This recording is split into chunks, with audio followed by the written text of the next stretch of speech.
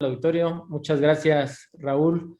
Y en verdad ha sido un placer recíproco compartir tantos años, tantas situaciones, primero en la parte académica, en el estudio, y ahora ya más de 30 años de ejercicio profesional. A la orden. Encantado, Así Gaby. es, Javier. Muchísimas gracias por estar con nosotros.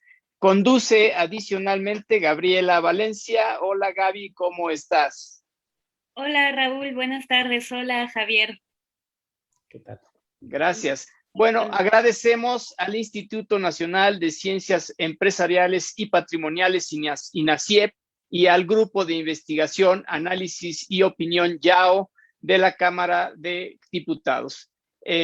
Muchas gracias, Gaby. Si pudieras empezar, por favor, con la semblanza de nuestro invitado especial. Claro que sí. Gracias, Raúl. Bueno, el doctor Javier Vargas Hualtecatl es doctor en Derecho y especialista en transparencia, responsabilidad de servidores públicos y mecanismos anticorrupción por la Universidad en Estudios de Posgrado en Derecho. Es licenciado en Derecho, especialista en Finanzas Públicas y maestro en Derecho por la Universidad Nacional Autónoma de México. En la licenciatura y especialidad fue merecedor de la medalla al mérito universitario Gavino Barreda por obtener el más alto aprovechamiento con un promedio general de 10.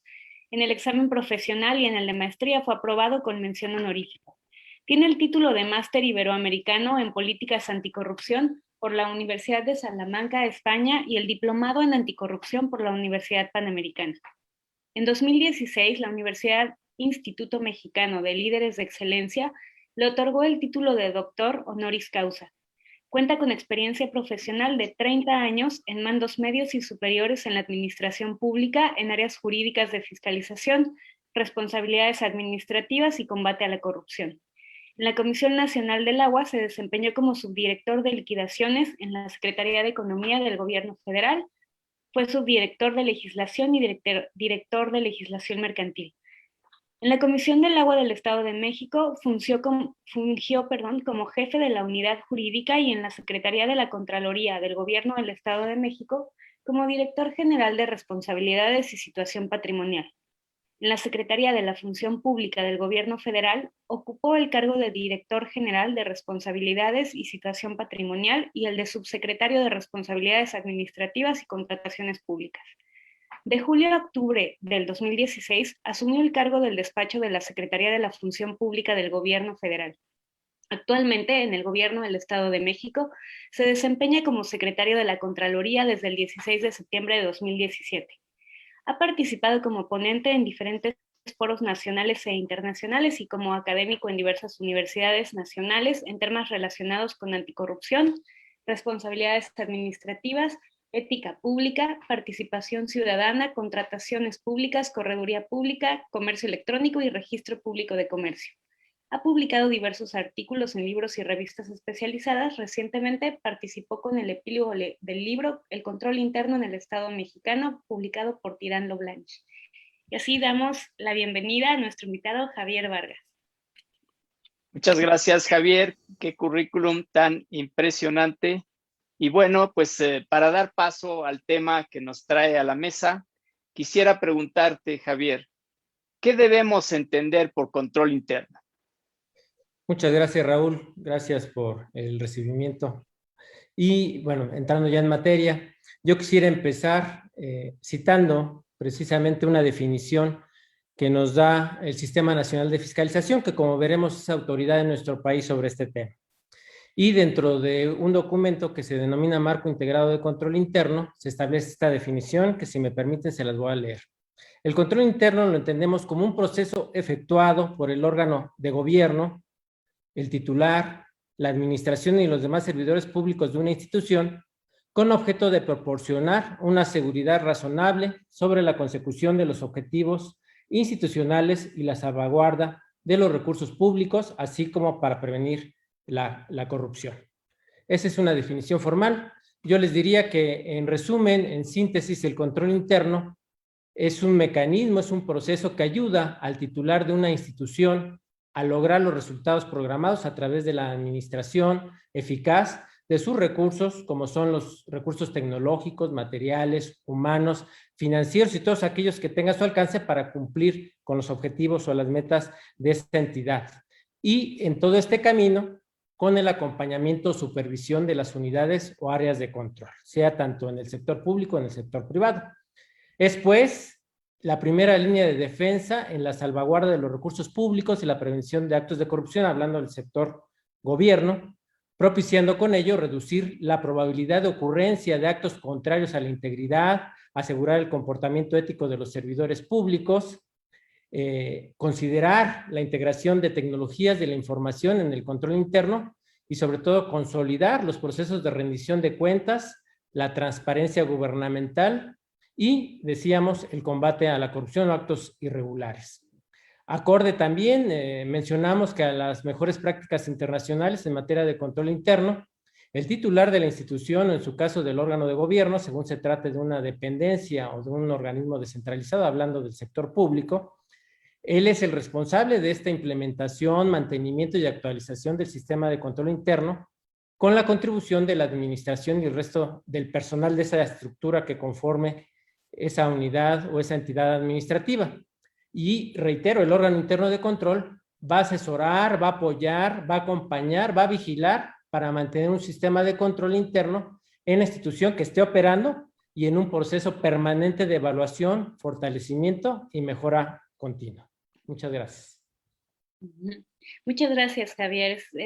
Yo creo que es muy importante precisamente partir del concepto de control interno y creo que la definición que nos provees es muy importante.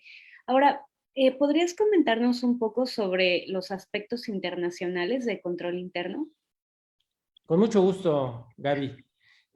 Hablar del entorno internacional del control interno hace necesario hacer un poquito de historia y nos remitimos por allá del año de 1975, a mediados de 1972, perdón, en el mes de junio, cuando, pues recordemos, nosotros éramos niños, pero bueno, un caso muy, muy importante, cuando la prensa estadounidense dio a conocer a la opinión pública el caso de un espionaje político practicado por el gobierno federal contra el Partido Demócrata de los Estados Unidos. Ese caso lo recordamos como el caso del Watergate, ¿no? Este caso provocó la adopción de diversas acciones legales y administrativas, además de la renuncia del entonces presidente de los Estados Unidos, 2 años después, por ahí del año de 1974.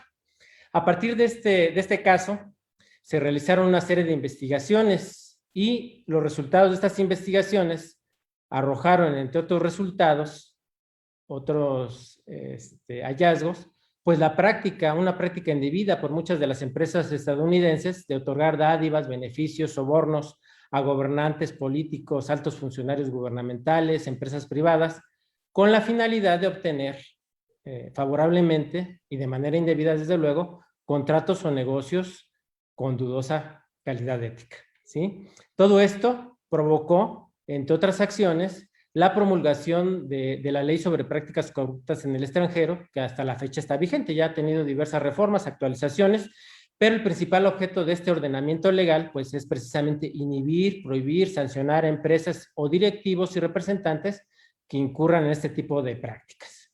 Posteriormente, ya a partir del año de los 80s, pues la economía estadounidense también se vio afectada por otros escándalos, particularmente relacionados con organizaciones de ahorro y préstamo.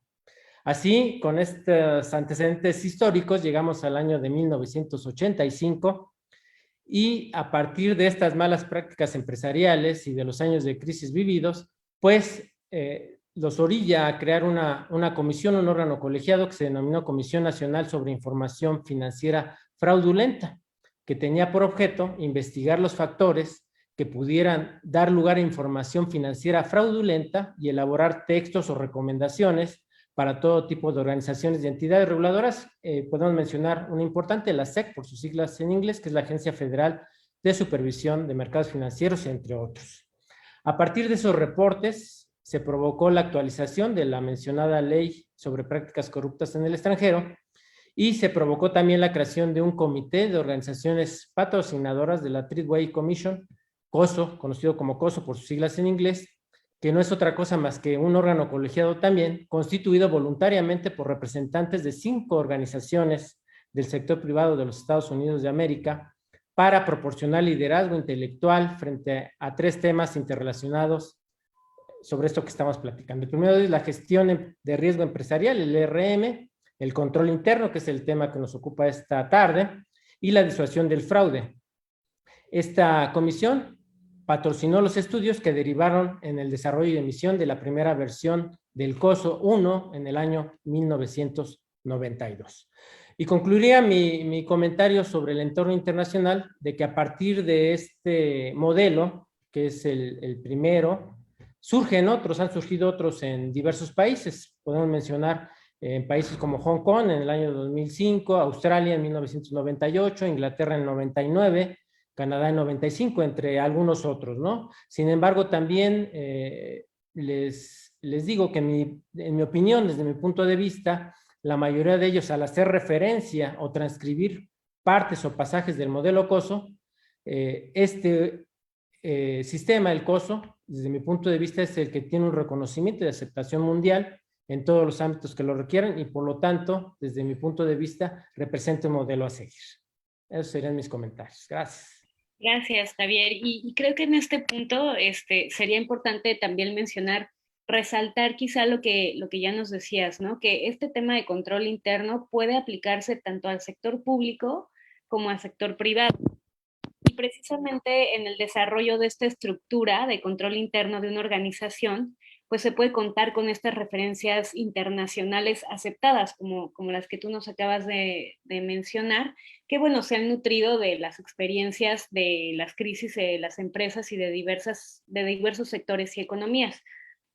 A mí lo que me parece muy interesante de COSO es esta parte de que a final de cuentas con este documento emitido por ellos, que es el Internal Control Integrated Framework, prácticamente ellos están sentando las bases de los elementos que se consideran para que se deben de tomar en cuenta para el control interno. Me parece también importante mencionar que puede haber otros referentes, pero precisamente como lo mencionas, están más sectorizados. Por ejemplo, en materia bancaria tenemos, por un lado, el Framework for International Control Systems in Banking Organizations del BCDS, que es prácticamente el Comité de Basilea, quien ha emitido, entiendo, estas recomendaciones. Y también un sistema que se llama, bueno, que tiene que ver más con la información para sistemas de auditoría y control, emitido por la Information Systems Audit and Control Association, y se llama COVID, es el Control Objectives for Information and Related Technologies. Entonces, me parece que, como tú dices, es importante tener en cuenta que para control interno podemos tener como referente elementos internacionales que ya entiendo se consideran estándares, y que además puede haber la situación en que cada sector particular, bancario, de valores, como veíamos aquí más en el tema tecnológico, puede tener su regulación además de cierta forma estandarizada. Y bueno, finalmente entiendo que también están los estándares establecidos por la International Organization of Standardization, que es la ISO, y que en su serie ISO 9000 tiene una parte que se refiere precisamente sobre calidad a control interno. Entonces, creo que es importante que tengamos estas cuestiones en consideración. Muchas gracias, Gaby. Muy interesante el comentario. Gracias, Javier. Javier, últimamente se ha dado la utilización de cuestiones relacionadas con el enfoque basado en riesgo, con la administración de riesgo, para el control o la prevención o detección de conductas ilícitas. Esto, pues, con su base clara en las recomendaciones que emite el Grupo de Acción Financiera Internacional y también, como mencionó hace un rato Gaby, el Comité de Basilea, que ha trabajado mucho en este tema, pero es algo que se ha venido, creo yo, replicando como una manera de analizar los riesgos de una actividad y en su caso poder valorarlos y emitir medidas de mitigación. Lo vemos también en el tema de la anticorrupción, del cual tú también eres experto.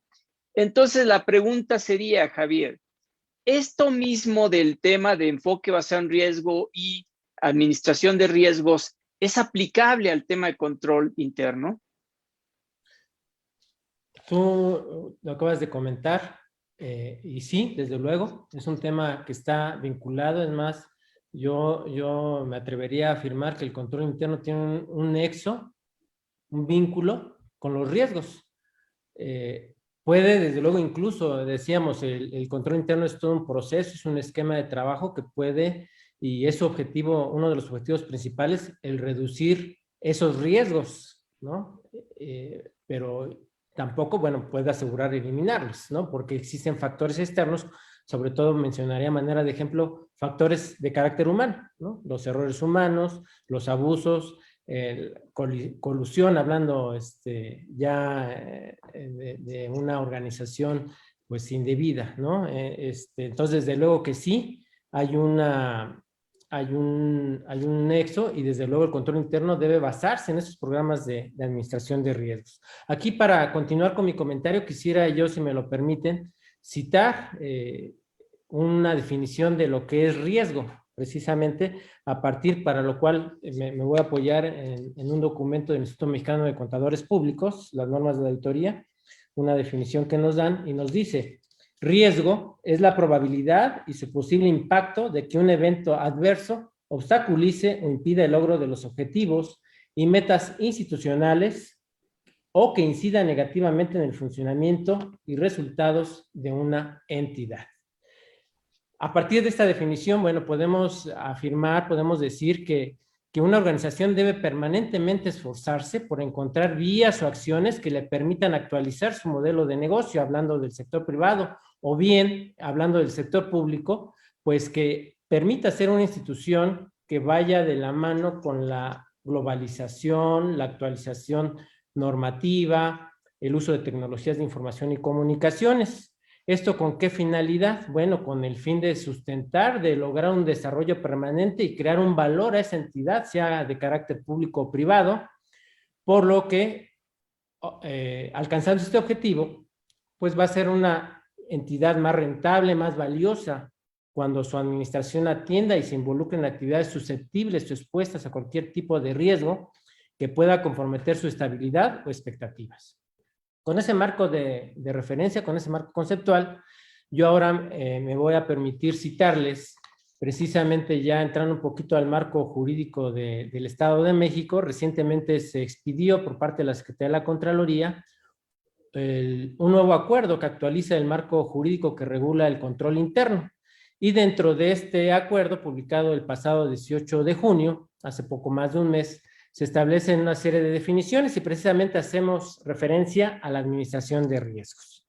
Y lo definimos de la siguiente forma: la administración de riesgos es el proceso dinámico desarrollado para contextualizar, identificar, analizar, evaluar, responder, supervisar y comunicar los riesgos, incluidos los de corrupción, inherentes o asociados a los procesos por los cuales se logra el mandato de las dependencias y organismos auxiliares, mediante el análisis de los distintos factores que pueden provocarlos.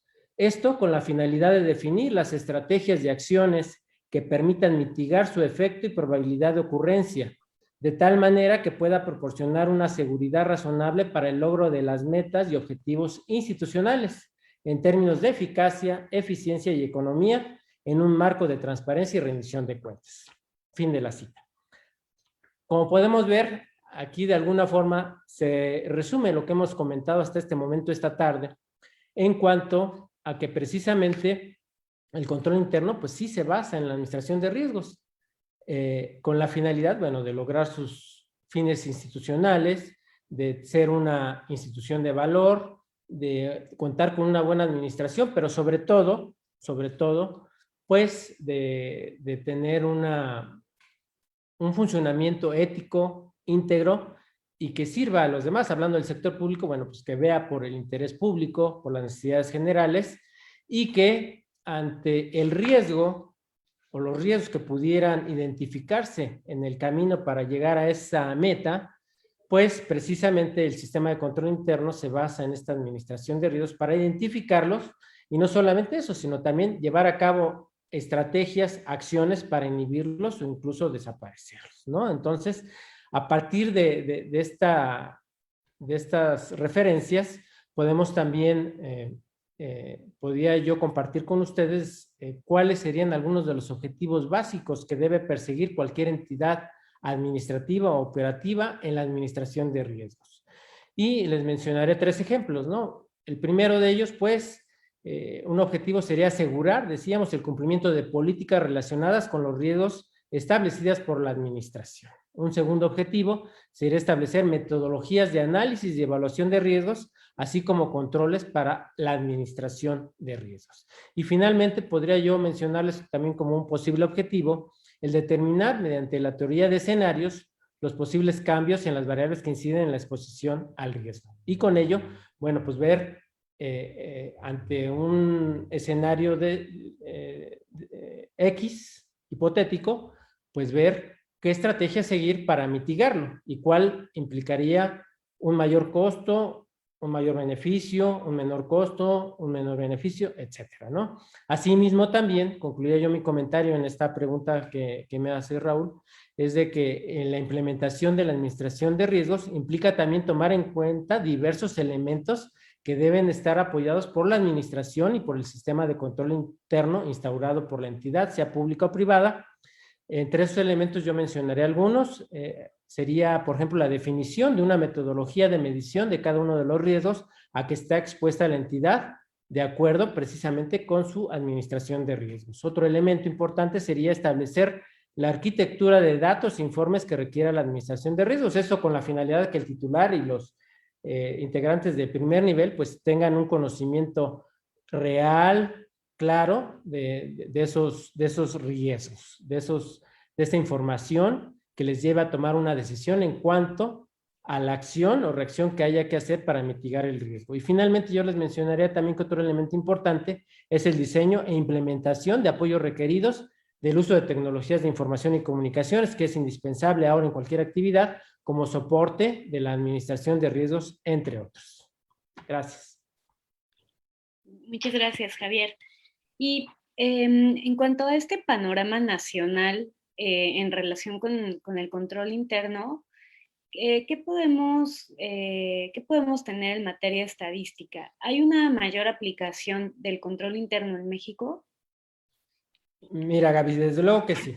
Y aquí me voy a permitir hablar un poquito de lo que comentaba el doctor Valencia del Toro al inicio del programa.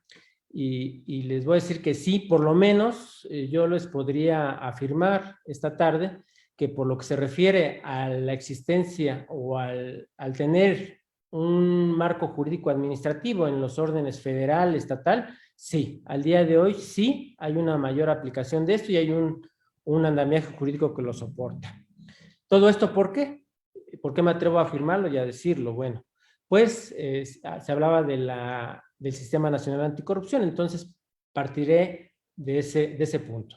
Recordemos la reforma constitucional anticorrupción, se publicó el día 27 de mayo del año 2015 en el Diario Oficial de la Federación y el objetivo principal de esta reforma fue crear el Sistema Nacional Anticorrupción como una respuesta, pues, a este grave problema que no solamente es privativo de nuestro país, sino del mundo en general, y se conceptualiza este sistema precisamente como una instancia de coordinación entre las autoridades de todos los órdenes de gobierno que sean competentes en 3 actividades o funciones: en la prevención, en la detección y en la sanción de responsabilidades administrativas y hechos de corrupción. Esa es, digamos, la definición, el concepto que nos da la propia Constitución a partir de esta reforma. Esta reforma, decíamos, surge como una respuesta al grave problema, es una gran solución jurídica, constitucional, que en ese momento se da y que, bueno, pues yo quisiera también decirles, digo, yo creo que todos lo sabemos, pero es importante recordar esta tarde que este nuevo régimen incorpora, pues, diversos principios contenidos en convenciones internacionales en materia de anticorrupción de los que México es parte. instrumentos de prevención, políticas públicas en un marco de transparencia, de rendición de cuentas, como la ética, la integridad públicas, además de la fiscalización, control de recursos públicos, así como el fomento de la participación ciudadana como condición indispensable en su funcionamiento. Y prevé una serie y incorpora una serie de principios retomados de esas convenciones, que son 3, recordemos, es la Convención Interamericana contra la Corrupción, la Convención de las Naciones Unidas contra la Corrupción y la Convención Anticohecho de la OCDE, de los cuales nuestro país forma parte, y bueno, eran compromisos incluso algunos que ya se tenían desde hace algunas décadas y que no se habían incorporado de manera abierta, completa a nivel constitucional, y a partir de esta reforma se incorporan. Y se prevén ahora principios que rigen pues estas actividades de investigación, detección y prevención de la corrupción. Entre ellos podemos mencionar principios fundamentales como el de transparencia, imparcialidad, equidad, integridad, legalidad, honradez, lealtad, eficacia, eficiencia, economía, entre otros. Además, déjenme decirles, si ustedes lo saben, este concepto fue retomado por parte de nuestro máximo tribunal y a mediados del año 2019 emitió una tesis, su segunda sala, en la cual precisamente denomina génesis y finalidad del Sistema Nacional Anticorrupción. Bueno, a partir de esa reforma constitucional, con esos antecedentes internacionales y con esos objetivos, se publica un paquete de 7 leyes reglamentarias que vienen a regular, a materializar esa reforma constitucional anticorrupción. Entonces, a partir de ahí, pues desde luego, el marco jurídico que ya teníamos en materia de control interno en nuestro país, que databa del año 2010, el más reciente antes de la reforma, pues se hace necesario actualizarlo. Y sobre todo destacar el aspecto preventivo, que es una de las novedades que tiene la reforma anticorrupción. Ya no solamente el sistema disciplinario en nuestro país es reactivo como tradicionalmente se venía manejando, sino que además ahora es sobre todo preventivo e incorpora la parte de mecanismos preventivos, como decíamos, como la ética, la integridad pública, y ya no nos vamos a esperar a que el servidor público cometa la falta administrativa para sancionarlo, ponerlo como ejemplo de lo que no se debe hacer, sino que ahora tenemos que promover una cultura de legalidad, de transparencia, rendición de cuentas. Entonces, en este contexto, decíamos, regresando al tema de control interno, se hizo necesario actualizar ese marco jurídico que databa del año 2010 en un contexto de prevención, de la ética, la integridad, la mejora continua, el uso de tecnologías de información, y es así como que ese proceso de actualización se concreta y se materializa a través de la publicación en el Diario Oficial de la Federación el día 3 de noviembre del año 2016 del acuerdo por el que se emiten las disposiciones y el manual administrativo de aplicación general en materia de control interno, mismo que se da en el marco de la mejora de la gestión pública gubernamental, y que aquí me voy a permitir citar lo que se manejó en los considerandos de ese acuerdo y que hasta la fecha sigue vigente en el ámbito federal. Dice: la mejora de la gestión pública gubernamental consiste en transformar el funcionamiento de sus dependencias y entidades a través de la mejora en la prestación de bienes y servicios a la población, el incremento en la eficiencia de su operación mediante la simplificación de sus procesos y normas, el mejor aprovechamiento de los recursos, la eficiencia de los procesos vinculados a las contrataciones que realiza el Estado, así como el incremento en el desempeño de los servidores públicos. Esto es parte de la motivación que llevó en su momento a la Secretaría de la Función Pública a actualizar y emitir este acuerdo tan importante que, reitero, se encuentra vigente al día de hoy. Como parte, es importante también decir que como parte del sistema, de este nuevo Sistema Nacional Anticorrupción, se prevé un subsistema denominado Sistema Nacional de Fiscalización, que es conceptualizado como el conjunto de mecanismos institucionales de coordinación entre los órganos responsables de las tareas de la autoridad gubernamental en los distintos órdenes de gobierno, con el objetivo de maximizar la cobertura y el impacto de la fiscalización en todo el país, con base en una visión estratégica, la aplicación de estándares profesionales similares, la creación de capacidades, el intercambio de información sin incurrir en duplicidades u omisiones. Esto es la definición que nos da del Sistema Nacional de Fiscalización la Ley General del Sistema Nacional Anticorrupción, en el artículo 3, fracción 12ª, para ser exacto.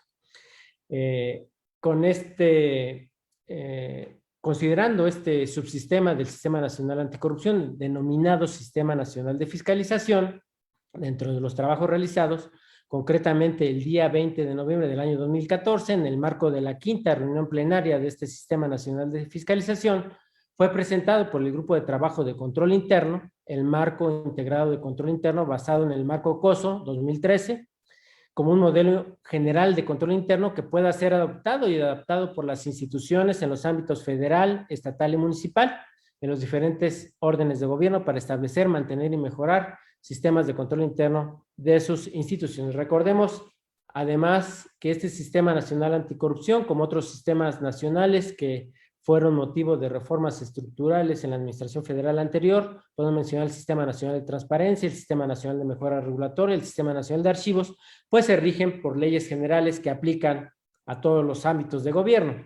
Entonces, a partir de esa visión, este nuevo instrumento que regula el sistema de control interno emitido por la Secretaría de la Función Pública, se ofrece como una herramienta que se puede adaptar y adoptar y además se debe hacer por parte de los gobiernos estatales y municipales. Entonces, recordando un poquito la pregunta, decía, ¿estadísticamente hay una mayor aplicación del control interno en México? Pues sí, con todo este contexto del nuevo marco jurídico del Sistema Nacional Anticorrupción, que deriva en un Sistema Nacional de Fiscalización. A partir de los trabajos se genera este nuevo marco jurídico basado en el marco COSO 2013 y se permite, se ofrece a los demás gobiernos de los otros órdenes de gobierno, permítanme la redundancia, que lo tomen como ejemplo a seguir. A partir de ahí, entonces, ¿cómo estamos al día de hoy en las entidades federativas? Bueno, tenemos el dato y es un dato que precisamente se da en el contexto de la Comisión Permanente de Contralores Estados Federación, que es la conferencia de secretarios de Contraloría estatales, que estamos los 32 ahí en esa comisión y que es presidida por la Secretaría de la Función Pública. Pues ahí también hay grupos de trabajo, hay programas de trabajo anual y precisamente el año pasado se dio a la tarea de verificar cómo estaba el marco jurídico anticorrupción. Dentro de esa verificación, uno de los puntos que se preguntó a cada una de las entidades federativas es si se contaba o no con un marco jurídico en materia de control interno. La respuesta es que al día de hoy todos contamos con un marco jurídico. La diferencia es que, bueno, pues como todo, algunas entidades lo tienen actualizado, algunas otras prácticamente no solamente toman como ejemplo el acuerdo publicado por Función Pública en noviembre del año 2016, sino que prácticamente lo copiaron. No se llevó a cabo un proceso de adaptación, pero bueno, ahí vamos. Algunos lo están en algún proceso de actualización. En el caso del Estado de México, ya les platicaré más adelante, pues bueno, acabamos de actualizar el acuerdo. El anterior se había publicado en septiembre de 2017, lo acabamos de actualizar. Pero bueno, al día de hoy, respondiendo a esa pregunta, estadísticamente, pues sí hay una mayor aplicación, por lo menos yo les puedo afirmar esta tarde. Se cuenta con un marco jurídico administrativo sustentado en el marco jurídico constitucional anticorrupción y las leyes generales que lo regulan. Y sí, al día de hoy en nuestro país, afortunadamente, contamos con ese marco jurídico y esa aplicación. Muchas gracias. Muchas gracias, Javier. La verdad es que eres muy generoso al compartirnos toda esta información tan útil para nuestra audiencia. Javier, saco dos conclusiones de lo que acabas de mencionar. La primera es, el control interno ha sido algo que se ha implementado en mayor medida en las organizaciones, no solo gubernamentales, sino también privadas, y también la legislación se ha venido fortaleciendo para poder dar paso a este tema.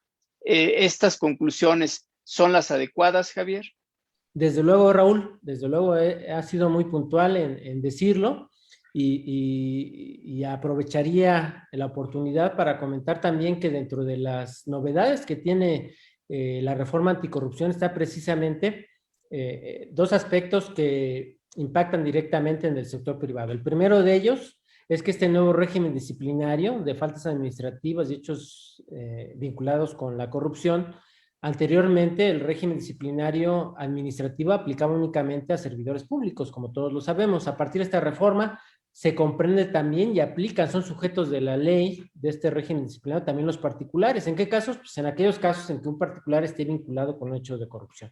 Pero por otra parte también, hablábamos hace rato de los aspectos preventivos, ¿no? Y los más importantes, bueno, resaltábamos el de la ética y la integridad pública.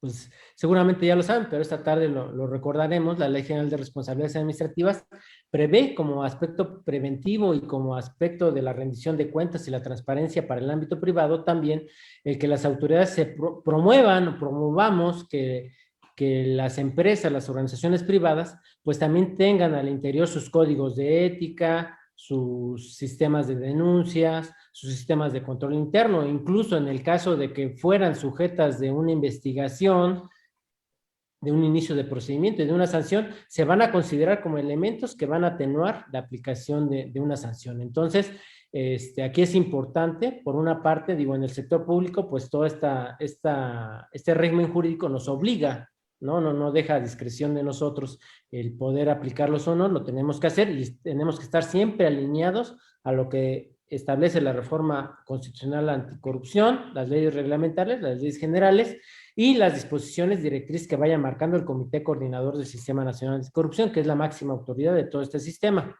Pero además, como mencionábamos, para el sector privado se prevén esta serie de disposiciones, por primera vez en una Ley General de Responsabilidades Administrativas, en esta materia, con la finalidad de promover que también al interior de esas organizaciones, bueno, se manejen estos principios, esta cuestión preventiva, y que en un momento dado, si se llegan a vincular como persona jurídico-colectiva o a través de sus representantes, personas físicas, el Tribunal de Justicia Administrativa, única autoridad competente para sancionar o no una falta administrativa grave o hecho de corrupción, considerará si tiene pues todo este andamiaje, toda esta estructura al interior de su organización. Entonces, pues sí, tu conclusión es correcta, yo coincidiría con ese comentario, Rafa. Muchas gracias, Javier. Fíjate que recuerdo, no sé, hace 10, un poco más de años, que puso muy de moda en México el tema de la ley Sarbanes-Oxley, emitida en los Estados Unidos. Y esto, bueno, porque en aquel país, pues después de los escándalos de fraudes de las empresas Enron y Anderson y WorldCom, pues que fueron fraudes muy importantes que se dieron al interior de esas empresas por justamente no tener los controles internos adecuados para evitar y prevenir estos temas, pues entonces, para tratar de mitigar y prevenir estas prácticas consideradas fraudulentas en las empresas de ese país, pues se emite la ley Sarbanes-Oxley y bueno, con una aplicación extraterritorial que tiene implicaciones también en las empresas mexicanas, ¿no? Y es a partir del 30 de junio del 2002 que hay nuevas normas de contabilidad corporativa e incluso penalidades por malos manejos y omisiones en la entrega de la información.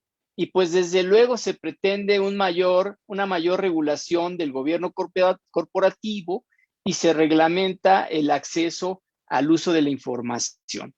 Esto pues acompañado de varios comités para efectos de darle forma al gobierno corporativo, comités de dirección, el tema específico de auditores, ¿no? De que haya una independencia de los auditores, que esos auditores no sean los mismos todo el tiempo, sino que vayan rotando, incluso pues que exista un comité de auditoría, responsabilidades corporativas, reglas para la revelación de información, conflictos de interés, poderes de las autoridades y comisión, estudios y reportes, fraudes corporativos criminales en su prevención, penas, incluso devolución de impuestos, etcétera, ¿no? Entonces, un marco muy, muy grande y aplicable justamente, entre otras, pues desde luego a las empresas mexicanas, pero a las empresas norteamericanas, pero también a las empresas mexicanas que tienen una conexión con estas empresas americanas por ser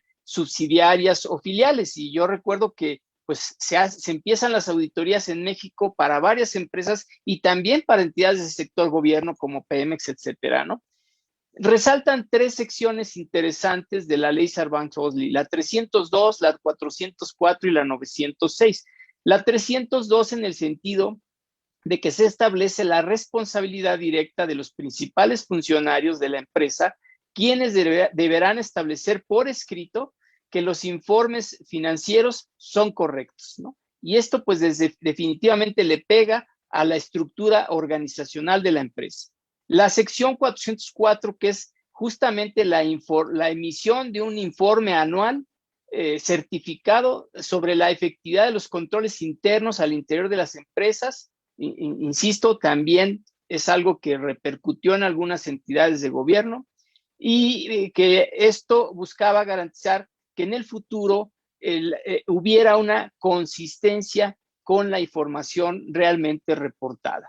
Y bueno, la 909, que en realidad pues nos habla de penas de prisión bastante altas, ¿no? Hasta 20 años de prisión por aquellos directivos de las empresas que entreguen o avalen o transmitan información incorrecta, ¿no? Y con esto, de alguna manera, esta ley pretende, pues, mitigar cuestiones incorrectas al interior de la empresa, que gracias, tú nos abres el panorama de manera muy importante al ámbito público y también en el ámbito privado, pues entiendo que con controles internos adecuados es posible mejorar el funcionamiento de las empresas, ir más allá, crecimiento ordenado y además, pues evitando y sanciones, daño reputacional, etcétera. Entonces, entiendo que pues este tema ha sido de mucha relevancia. Adelante, Gaby, por favor. Gracias, Raúl. Y siguiendo un poco precisamente con este tema, o este último tema de que nos comenta Raúl en cuanto a la importancia los beneficios que podemos tener de un control interno, Javier, ¿consideras que aplicar medidas de control interno debería ser siempre una buena práctica de los entes públicos y privados, o que siempre debieran esperar a que sea una obligación regulatoria? Muchas gracias. Ya había una pregunta muy, muy importante, interesante, y bueno, ya el doctor Valencia, así te me voy a permitir complementar. La respuesta es sí. Considero que el aplicar medidas de control interno siempre debe ser una buena práctica de las entidades públicas y privadas. Es más, yo me atrevería a decir que no solamente es recomendable, sino que es necesario, y que no deberían de esperar, o no deberíamos esperarnos a tener una obligatoriedad jurídica, normativa, sino que es algo que debemos implementar como una mejor práctica, como parte de una estrategia permanente por parte de una organización, sea pública y privada. Todo esto lo digo porque pues lo hemos comentado esta tarde, todos los beneficios que desde el punto de vista preventivo, hablamos de costo-beneficio hace un momento en cuanto a identificar riesgos, mitigarlos, no solamente desde el punto de vista económico. Raúl comentaba hace un momento algo que al día de hoy es más valioso que yo creo que el capital, o tan valioso que es la reputación y la imagen de una empresa, de una persona, ¿no? Y que al día de hoy, ante una situación irregular, pues puede venirse abajo la imagen de 30 años, de 40 años de una empresa, de una persona física, más allá que perder su capital económico, ¿no? Entonces, desde luego que sí es muy importante y es necesario.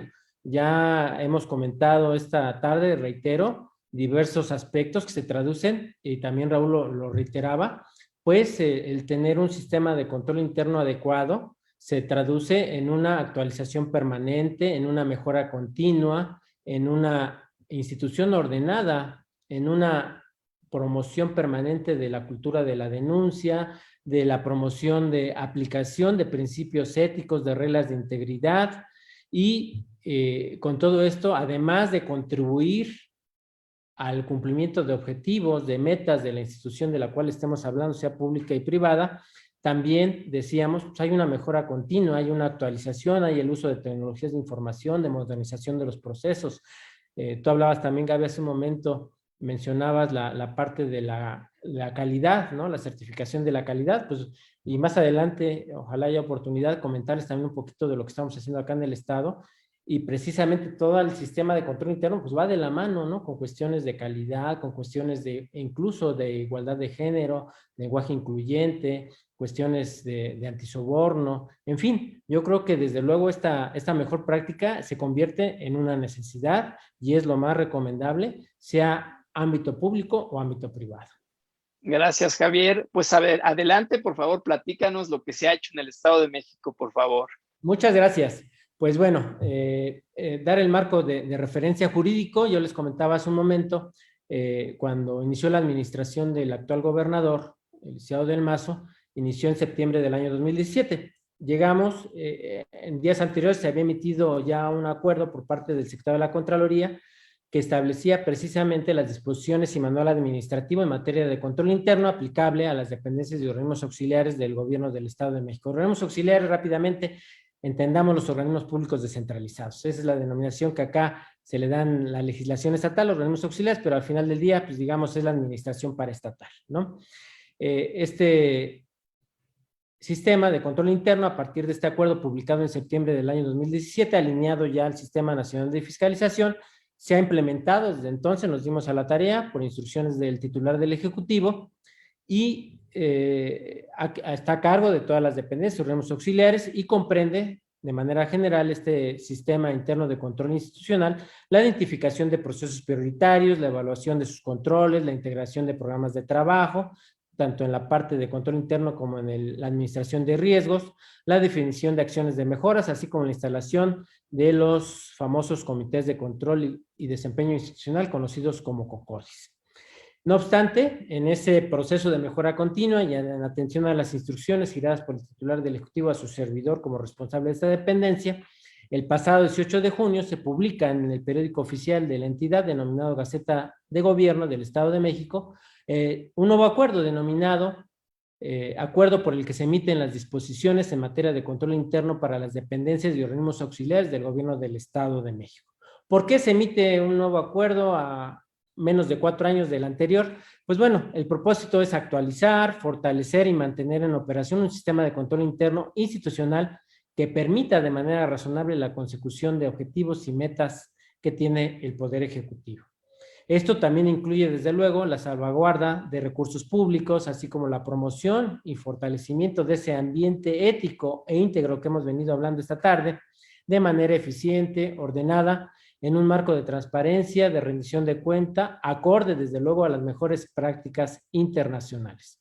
En este nuevo marco jurídico administrativo permanece la responsabilidad del titular de la institución, del órgano de gobierno en su caso, y demás servidoras públicas que están dentro del primer nivel en esa institución, de establecer y actualizar ese sistema de control interno institucional. Asimismo, también pues deben evaluar y supervisar su funcionamiento, ordenar las acciones para su mejora continua, además de instrumentar mecanismos, procedimientos específicos y acciones que se requieran para la debida observancia de las disposiciones contenidas en el nuevo acuerdo.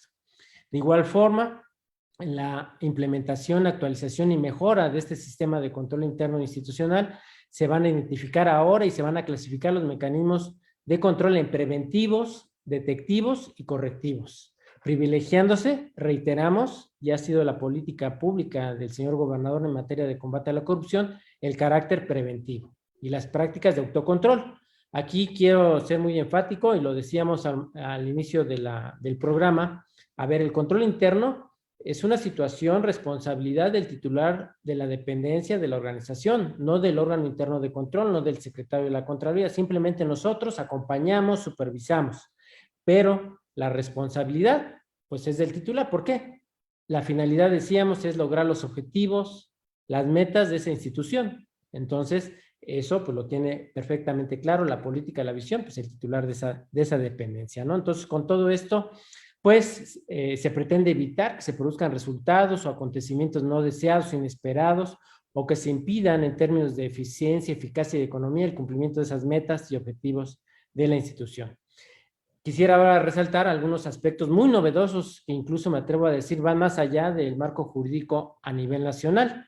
Este acuerdo fue adaptado a la estructura de la Administración Pública del Estado de México, desde luego mantiene su alineación al Sistema Nacional Anticorrupción, al Sistema Nacional de Fiscalización, pero además está alineado al Plan Estatal de Desarrollo 2017-2023, Asimismo, en su redacción ahora ya comprendemos un lenguaje incluyente y contempla aspectos, este aspecto que voy a decirles ahora, pues es importante, contempla temas, factores que deberán desarrollarse en la implementación de la política estatal anticorrupción del Estado de México. Como sabemos, a principios del año pasado se emitió la Política Nacional Anticorrupción por el Comité Coordinador y cada una de las entidades tiene que emitir su política estatal anticorrupción. El Estado de México la emitió el año pasado, el 2 de julio, en sesión del Comité Coordinador, y fuimos el tercer estado, pero es la primera política estatal anticorrupción que está totalmente alineada a la política nacional, pero que además, a diferencia de la política nacional que comprende únicamente 4 pilares,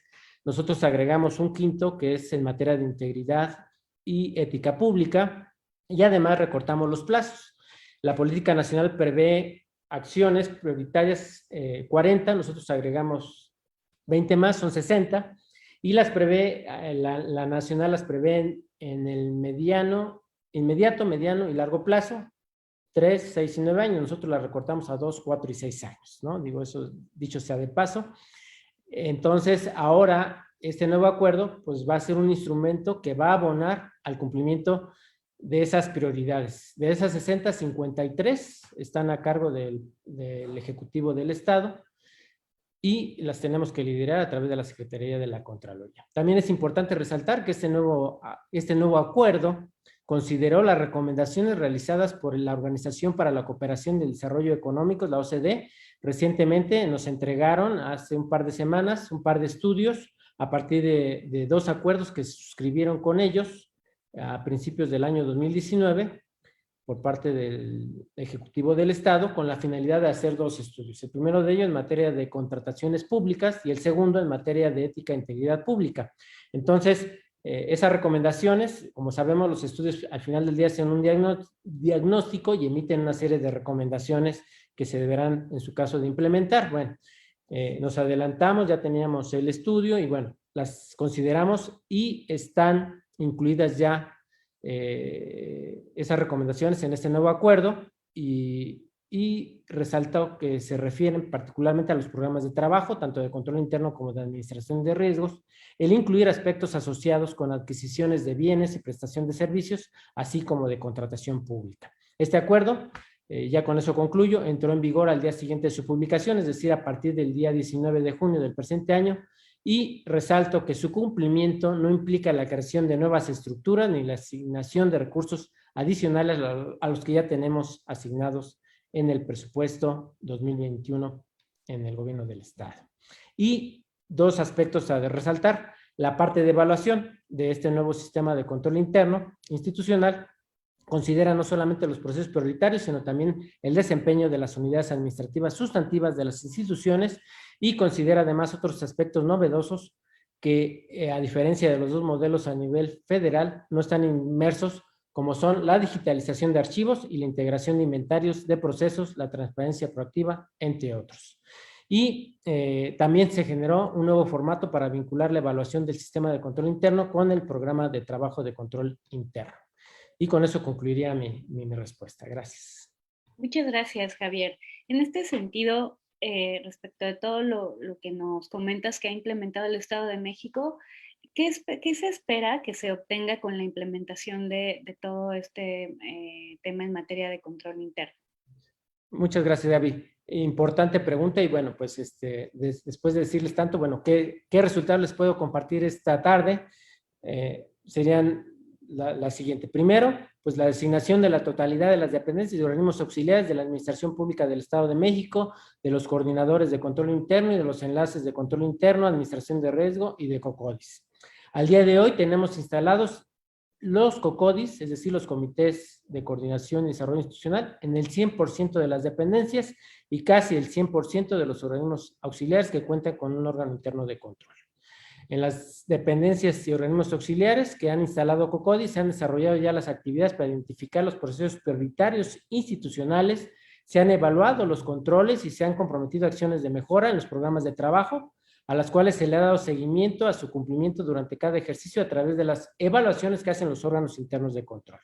Se han identificado riesgos asociados a procesos prioritarios y aquellos susceptibles de corrupción, estableciendo acciones de mejora integradas en los programas de trabajo. Y en el acompañamiento que hace la Secretaría de la Contraloría de manera directa o a través de los órganos internos de control, se han impartido aproximadamente 200 asesorías en modalidad grupal, individual y virtual a más de 2,000 personas servidoras públicas que fungen como coordinadoras de control interno, como enlaces, y a los propios titulares de los órganos internos de control para que hagan un adecuado acompañamiento, una adecuada supervisión en el 100% de las dependencias y organismos auxiliares que conforman la administración pública del Estado de México. A partir de este esfuerzo de capacitación, debo mencionar que, no obstante, es necesario que este esfuerzo sea de manera permanente, ya que hay una rotación continua en las dependencias de organismos auxiliares. Y finalmente decirles que desde el año 2019, en las bases y criterios para la elaboración de los programas de auditoría de la Secretaría de la Contraloría y de los órganos internos de control, de manera específica y puntual se estableció la acción para verificar la correcta aplicación del sistema de control interno institucional en las dependencias y organismos auxiliares, la cual consiste en vigilar la implementación y aplicación adecuada del acuerdo en materia de control interno, así como la evaluación de la eficiente operación de los COCODIS para que estos cumplan con sus objetivos. ¿Qué nos falta este año? Pues ya cumplimos con la primera acción, muy importante, que era la publicación del acuerdo, la cual ya quedó cumplida el 18 de junio, hace unas semanas. Ahora, ¿qué viene? Pues la capacitación a las personas servidoras públicas responsables de la implementación del sistema de control interno en las dependencias para que conozcan todas estas novedades del nuevo acuerdo. Estamos diseñando y vamos a poner en marcha un repositorio de capacitación al que tendrán acceso todos los responsables en la implementación del sistema de control interno y desde luego continuaremos con la verificación permanente en la implementación de este nuevo acuerdo del cumplimiento del sistema de control interno institucional en el Estado de México. Gracias. Caray, Javier, pues felicidades, muchas felicidades por esta gestión tan importante que has estado realizando, por la emisión de ese nuevo acuerdo que mira, en este programa nos toca darlo a conocer casi como primicia, ¿no? Por haberse hecho hace un mes y haberse implementado hace una semana prácticamente. Y bueno, pues como última pregunta, Javier, por el tiempo, yo te diría, ¿cómo consideras tú que se interactúa entre el control interno y la prevención de las actividades ilícitas en el ámbito público y en el ámbito privado?